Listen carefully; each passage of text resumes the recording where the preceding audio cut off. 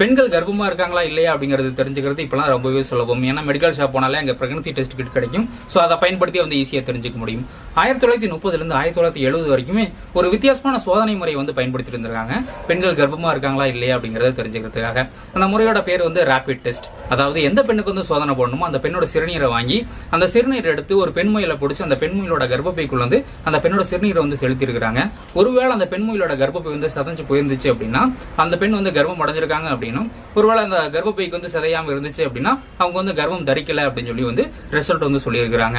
அந்த ரிசல்ட் வந்து அவங்க எப்படி சொல்லுவாங்க அப்படின்னா, அந்த பெண் வந்து கருத்தரிச்சிட்டாங்க அப்படின்னா உங்க முயல் வந்து இறந்துருச்சு அப்படின்னு சொல்லி இருக்காங்க. அப்ப கர்ப்பம் தரிக்கல அப்படின்னா உங்க முயல் வந்து இறக்கல அப்படின்னு சொல்லி சொல்லுவாங்க. உண்மையிலுமே கர்ப்பம் தரிக்காத பெண்ணுக்கு வந்து சோதனை பண்ண முயல் வந்து இறக்காத அப்படின்னு சொல்லி கேட்டா அதுவும் கண்டிப்பா இறந்துரும். ஏன்னா அந்த முயலை வந்து வெட்டி பார்த்து அந்த கர்ப்பப்பை வந்து பிரிச்சு பார்த்ததுக்கு அப்புறம் தான் அவங்களுக்கு வந்து ரிசல்ட்டை கண்டுபிடிக்க முடிஞ்சது.